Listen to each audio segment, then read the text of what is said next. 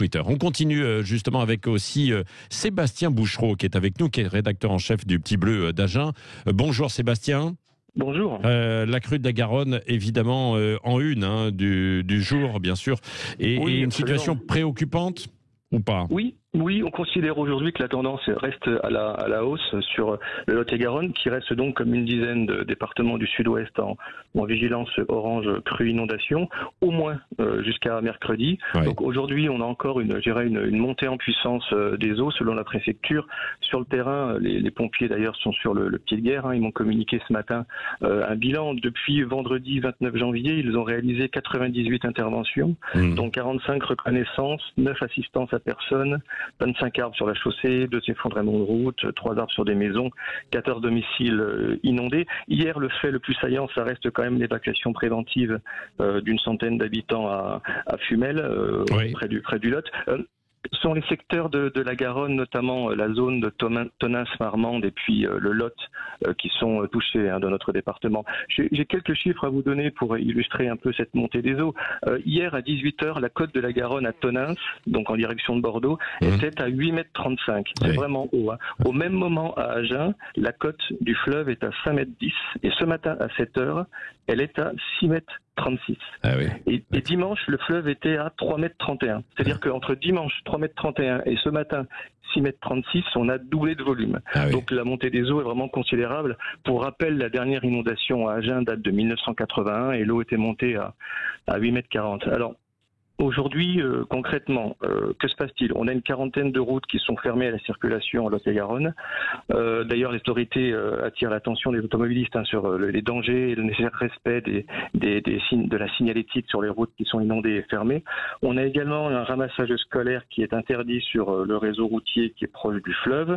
Et puis actuellement, on me signale qu'il y a des coupures d'électricité en Agenais. Voilà, bon, c'est la situation.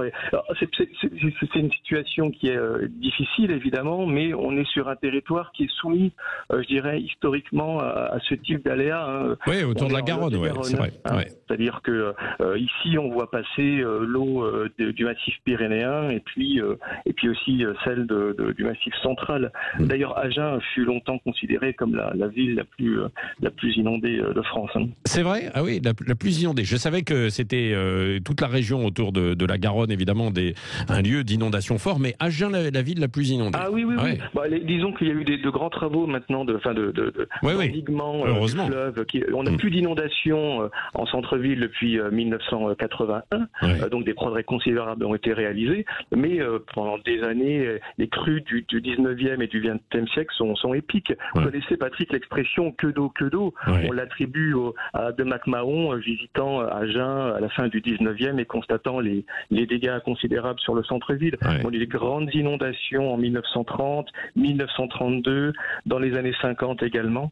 Alors là, disons qu'il y a une conjonction qui est un petit peu particulière parce que c'est assez rare quand même ce type d'épisode sur janvier-février. Donc il y a eu un redout il y a une dizaine de jours, une petite semaine, qui a probablement fait fondre la neige des Pyrénées. Donc l'eau s'est écoulée en direction de la mer et donc elle passe en bas de chez nous. Idem pour le massif central. On a eu donc des pluies liées à Justine qui ont tout gonflé, très soutenues, et puis des sols qui sont saturés. Bah oui, c'est vrai. Voilà. Non, mais ce qui explique ça. À Tonneins, on était à plus de 9 mètres. Tout à l'heure, on avait on avait le maire qui était avec nous. Il était un peu inquiet. Alors qu'il y a de la décrue un peu partout, lui, il était un peu inquiet là pour la journée jusqu'à demain, ce que vous disiez, Sébastien Bouchereau. Sur Tonneins, ils sont toujours un peu dans l'œil du cyclone. Ils récupèrent l'eau qui vient du Lot. Il y a la confluence, vous savez, le Lot et puis la Garonne se rejoignent, partent en direction de l'estuaire, et donc ils ont des montées plus importantes qu'à Agen. Même si sur Agen, la situation on surveille de près.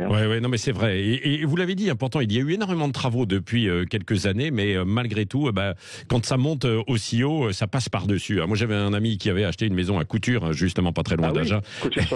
Il disait, il y a eu des aménagements de fait, il n'y aura plus d'inondation. Le pauvre, évidemment, l'année d'après, inondation, parce que c'était repassé au-dessus et il fallait aller en barque dans la maison. Merci beaucoup, Sébastien Bouchereau. C'est le Petit Bleu d'Agen. Merci d'avoir été avec nous ce matin sur Sud Radio.